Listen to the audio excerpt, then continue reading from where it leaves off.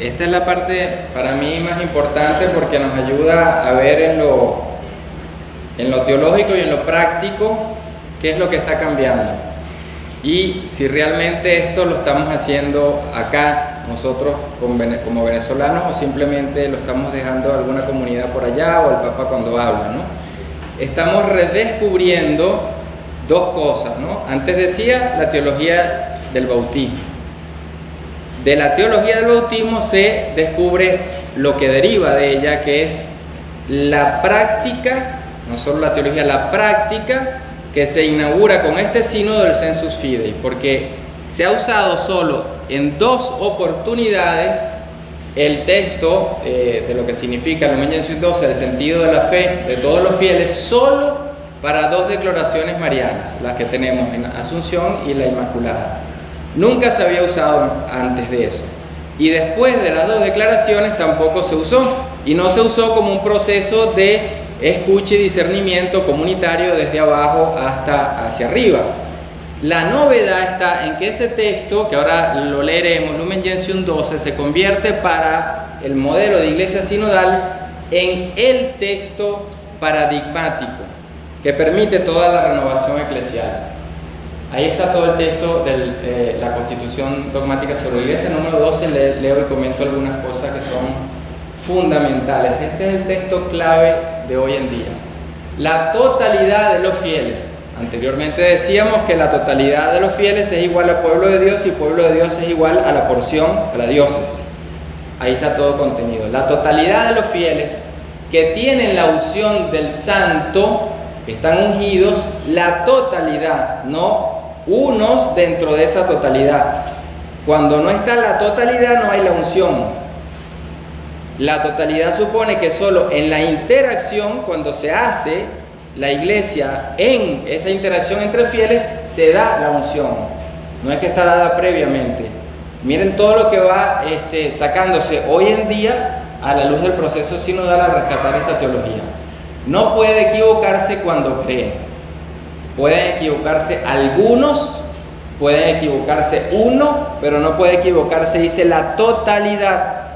Cuando decimos totalidad, aquí implicamos los tres grandes sujetos eclesiales, que se dice técnicamente el uno, que es el Papa, el primado, algunos, los obispos, el episcopado, y todo significa el Papa, el episcopado y el resto de los fieles. Solo cuando la totalidad interactúa, podemos decir que no hay equivocación al creer. Esta prerrogativa peculiar suya la manifiesta mediante el sentido sobrenatural de la fe de todo el pueblo, cuando desde los obispos hasta los últimos fieles laicos presta su consentimiento universal. Desde hasta, o sea, otra vez, totalidad. Si alguien, un papa, se le ocurre algo e impone algo, esto no es lo que está diciendo el texto. No lo puede hacer porque no está dentro de lo que es ser iglesia, pueblo de Dios como fiel. La comunión implica esa diversidad, pero no implica la separación con el resto de los fieles. Por eso se dice pueblo de Dios en camino, en comunión, pero pueblo de Dios como sujeto colectivo, no comunión. La comunión es lo que hace al pueblo de Dios. Con este sentido de la fe, que el Espíritu de verdad suscita y mantiene, el pueblo de Dios se adhiere indefectiblemente a la fe confiada de una vez para siempre a los santos. Y aquí viene la otra novedad. Penetra más profundamente en ella con juicio certero y le da más plena aplicación en la vida. La verdad que no cambia, la sustancia, decía Juan 23 cuando inaugura el concilio, la forma del depósito, la forma, el modo, como se da, siempre tiene que cambiar. Por tanto, aquí el texto me está diciendo, cuando vivo en esta totalidad, que implicará las prácticas que hablaremos ahora, cuando estoy ahí, estoy ayudando a la profundización y a la aplicación. Fíjense que es un texto práctico. Si yo tengo un plan pastoral y solo lo aplico desde la oficina o lo aplico en clave de Lumen Gentium 12, es muy distinto. Y la última parte, que es donde viene todo el tema de a quién consultar, por qué hay inclusión, ministerios. Dice el texto: el Espíritu Santo no solo santifica y guía al pueblo de Dios a través de los sacramentos y ministerios, eso sería la idea preconciliar, sino que también distribuye sus dones a cada uno como Él quiere, le hace apto y prepara para emprender diversas obras o servicios en beneficio de la renovación y la ulterior edificación de la iglesia. No es para conocernos mejor y para sentirnos más cercanos. La teología y la práctica del sensus fidei es siempre en beneficio de la renovación y la edificación de la iglesia. Nos escuchamos en estos procesos que estamos viviendo, discernimos en conjunto porque queremos hacer la pregunta: ¿cómo estamos caminando? No si nos llevamos bien, si nos caemos simpáticos o no. La pregunta, me refiero, es porque no es un ágape el proceso sinodal. Eso es otro ámbito dentro de la vida de la fe que se celebra. Pero si esa asamblea, ese grupo, esa reunión, esa parroquia, esa diócesis aplica y vive según el principio de Lumen Gentium 12, siempre está haciendo todo en función de un discernimiento de la misión de la iglesia en el día de hoy. Pero cuando dice también distribuye, no solo a través de sacramentos y ministerios, ahí es donde da paso en el camino sinodal a entender esa iglesia que no parte, como decía Suenens, de la jerarquía, sino del bautismo, desde la horizontalidad que da la dignidad bautismal a todos y a todas. Algunas reflexiones ya en su momento, cuando decía Suenens esto también después del concilio y lo que esto implica hoy en día. Decía Suenens: al presentar a la iglesia como pueblo de Dios, el concilio tomó inmediatamente una posición, o sea, hizo una opción más fundamental que la distinción orgánica y funcional entre jerarquía y laicos, y consideró lo que es común a todos, el bautismo. Esta es la base del Lumen Gentium 12. Lo común a todos es lo que permite que nos sentemos como iguales, bautizados, con los mismos derechos y deberes para construir y hacer iglesia. Una cosa es ser iglesia. Somos iglesia en cuanto a través del bautismo formamos parte de ella, pero eso no significa que hagamos iglesia. El hacer iglesia implica todo esto que estamos viendo, que implica la corresponsabilidad y el involucramiento de cada uno y de cada uno. El sentido de la fe entonces juega un papel fundamental, clave. Se dice que es un lugar teológico. ¿Por qué? Porque escucho al Espíritu a través de siempre mediaciones. Mediación quiere decir la historia, como dice Gaudium et Spes en el concilio, la lectura de los signos de los tiempos. Escucho al Espíritu a través de la historia de la persona, la historia de una sociedad, a través de las distintas mediaciones. Y eso me permite la maduración, la profundización de la revelación. La revelación no es unidireccional: allá Dios dijo todo, cerró la puerta y ahora nos queda aplicarla. Es un proceso de recepción continua, de profundización continua y de traducción a los lenguajes contemporáneos continua. El sensus fidei, el sentido de la fe de los fieles, es una disposición personal, en primer lugar. Nadie nos las quita o la pone, es una capacidad que tenemos porque el Espíritu nos habilita, por eso es el derecho que tenemos de ser escuchados, porque es el Espíritu quien habilita ese derecho. Y por otra parte, se activa a través de dinámicas comunicativas.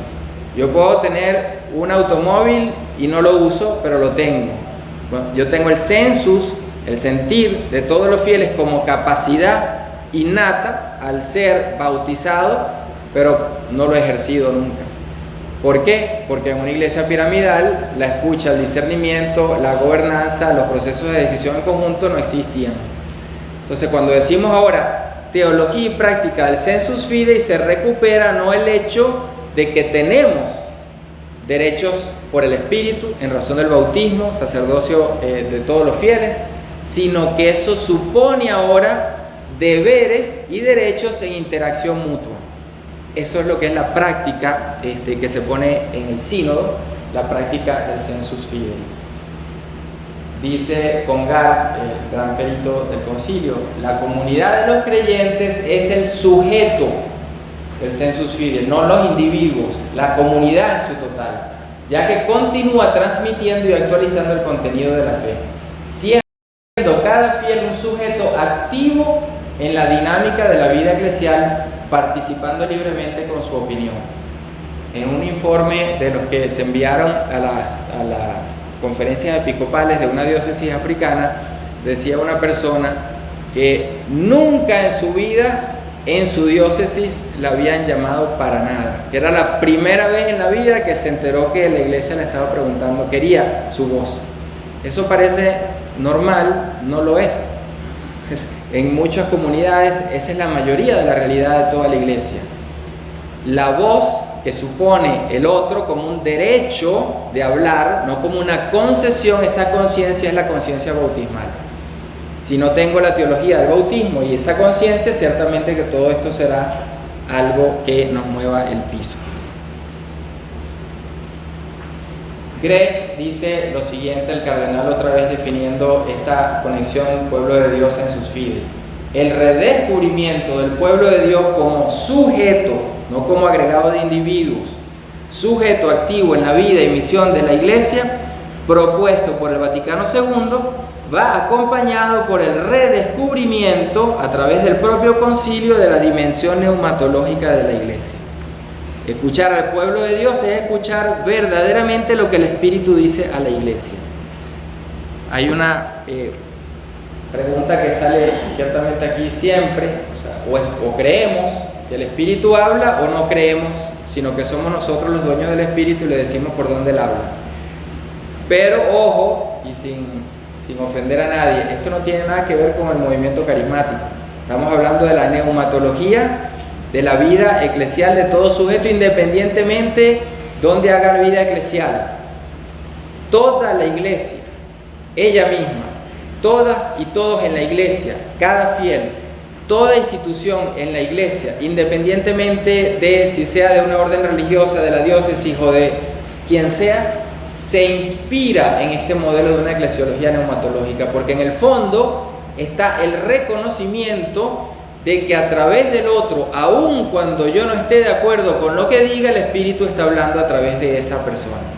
Ese es el punto difícil que ha salido en este sínodo continuamente. Cuando se le dice a alguien, usted no hable, o usted lo que diga, cállese, o usted no puede decir eso, ¿se está negando a la persona o se está negando al Espíritu? Este es el problema de la eclesiología del sensus fidei, que nos trae este redescubrimiento, como dice Grech, porque lo que estoy haciendo, lo que decía Ronaldo Muñoz, siendo obstáculo para el descubrimiento del Evangelio. Por tanto, es fundamental entonces esta eclesiología. Ormond Roche, que es uno de los expertos mundiales en el tema del sensus fidei, coloco este texto que es muy importante. El instrumento del Espíritu para interpretar la revelación divina es el sensus fidei, un sentido de la fe, o mejor, un sentido para la fe. Es la capacidad que el Espíritu da junto con el don de la fe a todo creyente bautizado y a la iglesia en su conjunto.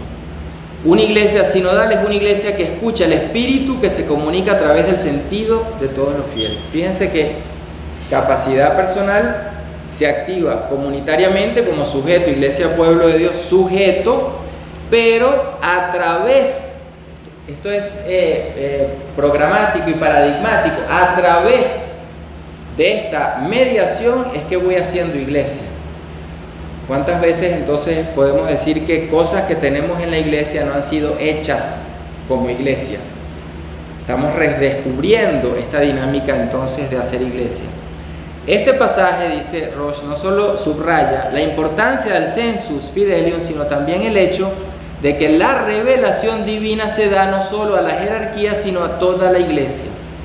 Además, la jerarquía, obispos, presbíteros, diáconos, debe ser entendida como situada dentro del pueblo de Dios al que sirve, y no como una autoridad por encima del pueblo de Dios. Este segundo elemento, donde las prácticas de esas dinámicas comunicativas solo se activan cuando también la jerarquía participa de ellas como un sujeto dentro del pueblo de Dios. ¿Qué pasa cuando en un sínodo, sucedía muchísimo en bueno, hasta el sínodo, digamos que antes de la Amazonía ya todavía sucedía mucho, después Francisco fue cambiando. Va un obispo que no hace proceso de ningún tipo en su diócesis. Hay un obispo que acaba de cumplir 75 años, que en su diócesis dijo: aquí no se hizo y no haré y no se hará nada sinodal. Cumplió ayer 75 años, ¿no? Y la gente de la diócesis está diciéndole: sáquenmelo ya. Si el obispo, hemos dicho, es quien da testimonio, es el custodio de la porción del pueblo de Dios, pero no hace vida con la porción del pueblo de Dios a la cual se debe, porque es un servicio, ministerio, servicio, entonces ¿cómo puede llevar la voz de esa diócesis al sínodo? Porque el sínodo es la asamblea donde los obispos llevan la voz de las porciones del pueblo de Dios que le han sido confiadas, que custodian y que testimonian. Entonces esta conexión es fundamental, que se está recuperando gracias a esta visión del Sensus Fidei Fidelium del Lumen Gentium 12. El Sensus Fidelium, entonces, dice Roche, debe ser escuchado porque es un lugar teológico, un lugar donde se puede escuchar al Dios revelador hablando a la iglesia de hoy. Y nos deja esta pregunta: ¿por qué escuchar el Sensus Fidelium? Para encontrar lo que el Señor pide hoy a su iglesia. Es lo que dice Francisco, esto fue escrito antes. ¿Para qué escuchamos? No es para saber más, es para escuchar y discernir en esa escucha lo que el Espíritu hoy nos pide como iglesia. Obstaculizar a alguien que hable es obstaculizar al Espíritu y es por tanto obstaculizar lo que nos pueda estar diciendo hoy que hagamos como iglesia. Entonces por eso la eclesiología neumatológica es muy profética en cuanto a lo que puede implicar para hacer vida en nosotros.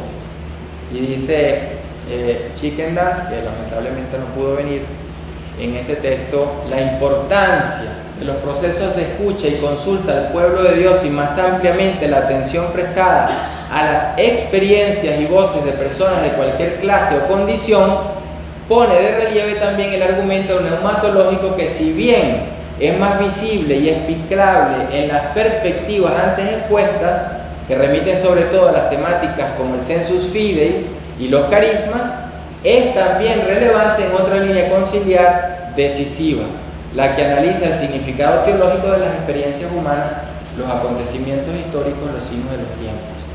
Nos está diciendo lo que en la síntesis de todas partes del mundo dice la gente: estoy viviendo la sinodalidad de manera experiencial.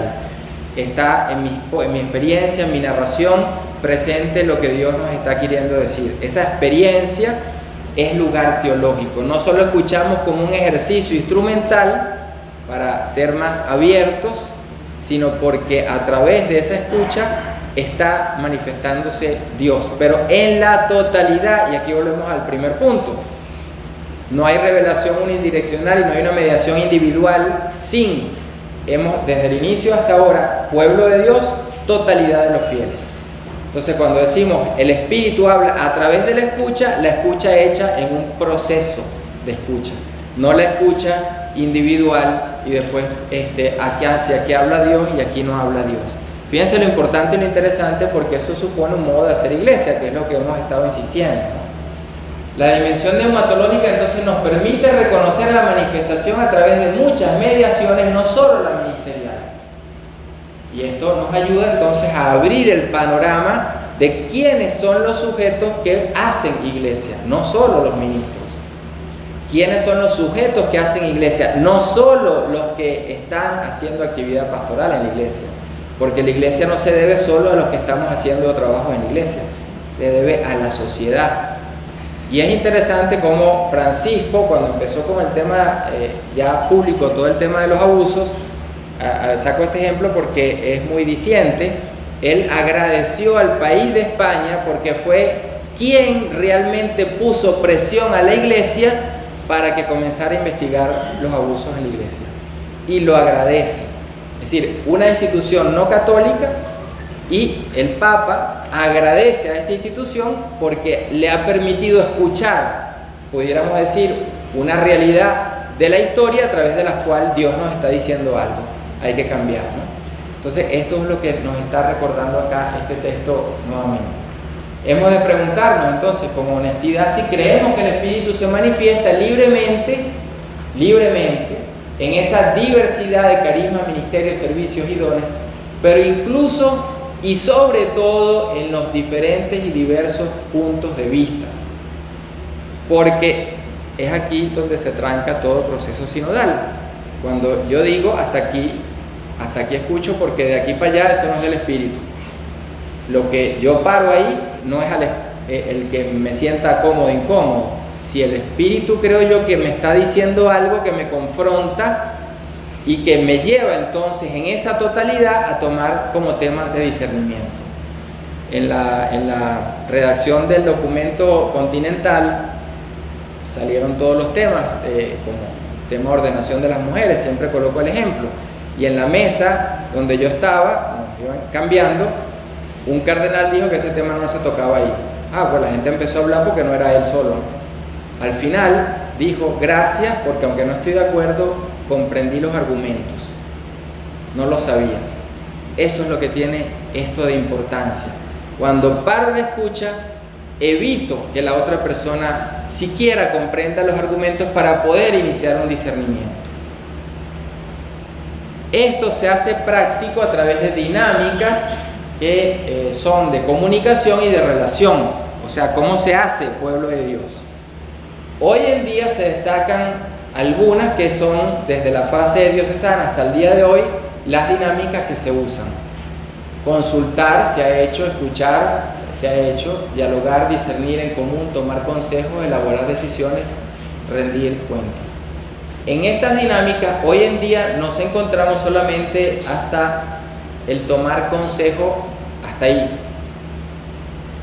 La Asamblea de Octubre comienza a trabajar un primer nivel de la elaboración de las decisiones, pero con algo que introduce Francisco recientemente y que vuelve a dar otro giro en esta recepción, cuando introduce a 70 no obispos con voto. Es la segunda parte del famoso axioma que dice, la primera parte, lo que debe ser, lo que afecta a todos debe ser tratado por todos, eso es hasta tomar consejo, eso es lo que hemos vivido hasta ahora. Octubre inaugura y debe ser aprobado por todos, pero una primera práctica, es decir, el no obispo teniendo voto está haciendo por vez primera en esta recepción del concilio un acto de toma de decisiones al interno del sínodo, que es una institución de consejo al Papa, no una decisión de decisión, al interno de la estructura. Pero eso nos dice mucho de lo que puede ser una parroquia, porque la parroquia no produce un documento vinculante tampoco al obispo, pero se hace vida eclesial. Y eso me está diciendo si el modo, como cualquier institución en la iglesia, está estructurada de tal modo que la toma como elaboración primera de la decisión tienen los mismos derechos y los mismos deberes todos aquellos que son sujetos que participan ahí. Esto es lo que estamos hoy inaugurando en octubre con esta asamblea. Las dinámicas, a la vez, para ver la conexión de la anterior reflexión con esta, ponen por primera vez en práctica concreta la secuencia de la Lumen Gentium. Si primero es el pueblo de Dios antes que la jerarquía, las dinámicas me hacen ese pueblo de Dios. Y la jerarquía se introduce en el capítulo de pueblo de Dios, quiere decir la jerarquía se sienta a escuchar, a participar, a hablar, a discernir en conjunto. Fíjense como algo práctico está expresando una recepción de lo que el concilio dijo. Eso es lo que estamos viviendo en este momento. Las dinámicas entonces a la vez ofrecen esta coexistencia, esta diversidad de intercambios entre sujetos. En primer lugar, si yo no tengo a una representatividad en ese grupo, entonces puedo estar elaborando y luego tomando una decisión donde dejo afuera al 30% de los que están haciendo vida eclesial ahí. ¿Cómo logro? Y todo esto es algo que hay que hacer, no es que está hecho en ningún lado. ¿Cómo logro que cualquier proceso, desde una parroquia a cualquier institución en la iglesia, sea lo más representativo posible para que quien participe de la vida eclesial pueda decir, aquí me siento representado, aunque no estoy de acuerdo con esto, pero me siento que comprendí el porqué, es decir, esa interacción donde no es que estamos porque estemos de acuerdo, sino porque hemos participado de ese hacer en conjunto de lo que es la vida eclesial. Routhier, uno de los miembros de la Comisión Teológica del Sínodo, dice algo que es fundamental y que toca acá al seminario, toca parroquia, toca cualquier ámbito formativo si queremos cambiar a una iglesia sinodal. Escuchar requiere formación y experiencia porque ninguno nace sabiendo ya cómo escuchar. Y él dice entonces, así como para poner a nuestra disposición los medios necesarios para evitar discusiones vacías basadas en opiniones o guerras culturales, requiere favorecer la difusión más completa de la información, no dar alguna información y guardo la otra, permitir la consulta, expresión serena de los puntos de vista diversos, apoyar el estudio que lleva a la maduración de las ideas, enmarcar el intercambio y la deliberación que conducen a la toma de decisiones, favorecer la retroalimentación para comprender. Todo eso implica una formación para la escucha. No es una técnica que yo simplemente con unos pasos de la psicología puedo aprender y la uso instrumentalmente, sino dan las condiciones para la escucha. No hay una escucha en clave neumatológica en la iglesia. Si yo no tengo toda la información, para poner un ejemplo, se discute un tema, diaconado, ha salido en todos los documentos, ha salido la ordenación del diácono permanente, ha salido la ordenación de mujeres diáconos, y se va a una mesa, y a lo mejor el 80% de los que están en esa mesa nunca han leído sobre ministerialidad, ni siquiera el Concilio Vaticano II, ni un artículo mínimo sobre lo que es el diaconado, por poner un ejemplo, ¿no? Routhier está diciendo, ¿cómo puedo decir que ahí hay una escucha si las condiciones no están dadas? Entonces ven el reto que esto implica en una parroquia, formar para escucha, que es fundamental, implica más allá de enseñarnos a sentarnos y oírnos, porque no es oírnos, es escucharnos en este sentido neumatológico. Y escucha, dice el documento para la etapa continental del sínodo, requiere un esfuerzo importantísimo, porque es reconocer a los demás como sujetos, que se sientan acogidos, no juzgados, libres de compartir su propio camino espiritual. La experiencia sinodal puede leerse como un camino de reconocimiento para quienes no se sienten suficientemente reconocidos en la escucha. Entonces, la escucha no es solo un acto de oír, sino de reconocer. Por eso, en el segundo paso de la conversación en el espíritu, es que digo qué es lo que de la otra persona me llamó la atención, porque en ese acto la reconozco. Pero eso también me dice algo de mí. Reconozco a uno y a otros no. Entonces, por eso ese segundo momento es tan importante de la conversación en el espíritu. La escucha, pues, no es un fin en sí mismo, ella se realiza solo en esta secuencia de dinámicas: oración, escuchar, analizar, dialogar, aconsejar, para tomar decisiones pastorales. En una iglesia sinodal este es el modelo de la escucha. La Comisión Teológica, en el documento más importante que hay sobre la sinodalidad, lo define de esa manera: toda la comunidad, no algunos, nuevamente, pueblo de Dios, totalidad, no algunos, en la libre y rica diversidad de sus miembros, no en los miembros que son amigos míos y los que yo quiero que estén porque no me critican, en la libre y rica diversidad de sus miembros, es convocada, no es invitada, convocada. Yo convoco y vienen, no es que invito a los que yo quiero, convocada, vienen las dinámicas. Oramos juntos, nos escuchamos, analizamos, es decir, lo que decía anteriormente, si no tengo la información, dialogamos sobre ese tema y ese documento o esa temática que quiero discernir en la comunidad, analizar, dialogar y aconsejar. Este es el aspecto que era práctica, como también veremos más adelante, del primer milenio. Se escucha para tomar consejo, no para saber más.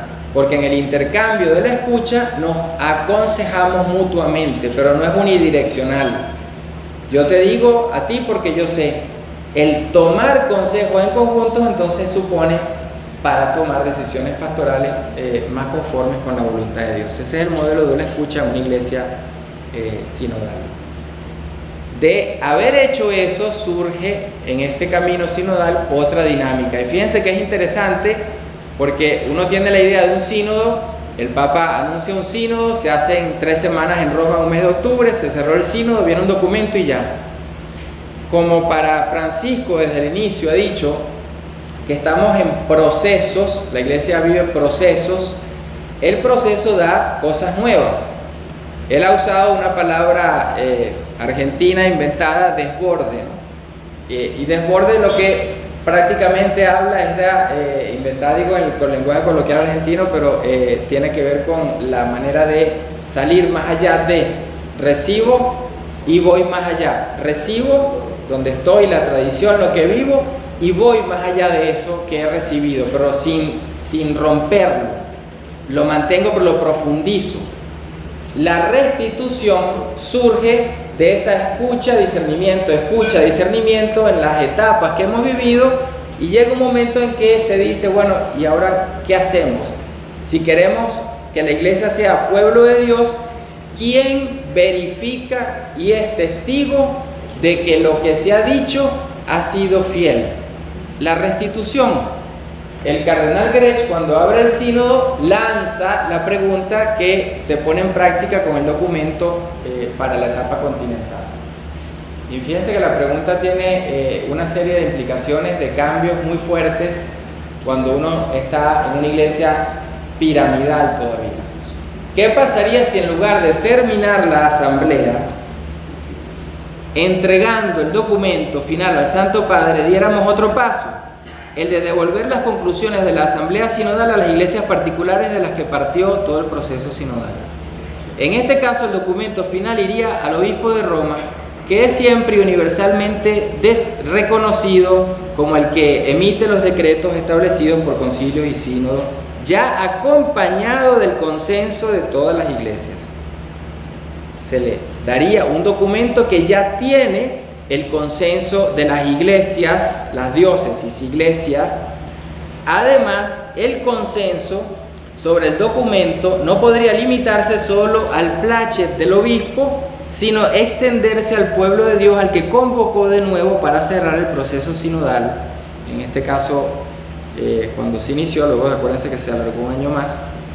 En este caso, el obispo de Roma, principio de unidad de todos los bautizados y de todos los obispos, recibiría un documento que manifiesta conjuntamente el consentimiento del pueblo de Dios y del colegio episcopal.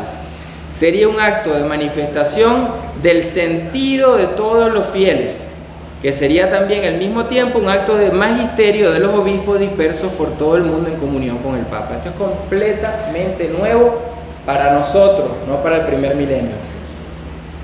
Un documento que se hace desde las comunidades a nivel diocesano, primera fase.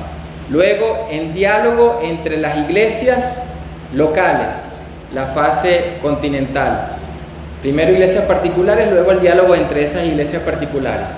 Luego el diálogo entre las iglesias continentales, la fase de octubre. Estamos hablando de un proceso. Y el documento, lo que nos está diciendo Grech, ¿cómo hacemos para que en vez de hacer un documento que al final se apruebe en una asamblea y se le dice aquí está el Papa hace una exhortación y viene a las diócesis y se aplique, cómo hacemos para que ya eso que llegue allá tenga o haya tenido recepción y por tanto en mi diócesis sea algo que ya está de alguna manera iniciado y que no me cae del cielo como algo nuevo que tengo que empezar de cero? Esa es la restitución. Ciertamente, esto supone que la manera de hacer iglesia, que es lo que está en proceso de cambiar, es que no habrá un documento final para todo el mundo, sino que siempre regresará a la iglesia particular quien discernirá, quien ha de discernir la prioridad, la forma de iglesia propia de esa localidad y las necesidades a nivel de ministerio, etcétera, de todos los ámbitos de la iglesia local. Fíjense el cambio de mentalidad. En un sínodo anterior se nos mandaba un documento y luego era aplicarlo y ajustar lo que no tengo en mi diócesis y ahora lo coloco, lo que tenía lo saco, ¿no? Aquí se nos está diciendo, esto es para reconfigurar a la luz del discernimiento que luego las diócesis tienen que hacer en base a un documento que ya debe expresar un proceso que han sentido. Y por eso nuevamente los 70 no obispos, porque es el símbolo de quienes han hecho el proceso y son testigos del proceso. Fíjense otra novedad, eso se llama rendición de cuentas o accountability. O sea, primera vez que un sínodo integra rendición de cuentas. Yo puedo agarrar los documentos desde los que se enviaron los primeros de las diócesis hasta el instrumento laboris y no hay nada excluido, nada excluido. He dicho muchas veces un lenguaje cada vez más sintético, a veces más ligero, pero por eso el instrumento al inicio dice, el instrumento laboris, recojan todos los anteriores documentos, se lee en conjunto, esto no cancela lo anterior, pero accountability, esa rendición de cuentas se incorpora acá. Y esta manera de ser responsables a través de esta dinámica supone algo que es muy interesante, porque cuando el documento para la etapa continental se realiza, ahí tienen el número, se realiza pensando en ese modelo. En una diócesis, ¿cuántos documentos hacemos y nos preguntamos cuál es el modelo que está detrás? En una parroquia, alguna carta, cualquier cosa que se haga en la iglesia, ¿cuál es el modelo que está detrás? En este documento el modelo era este, ¿no?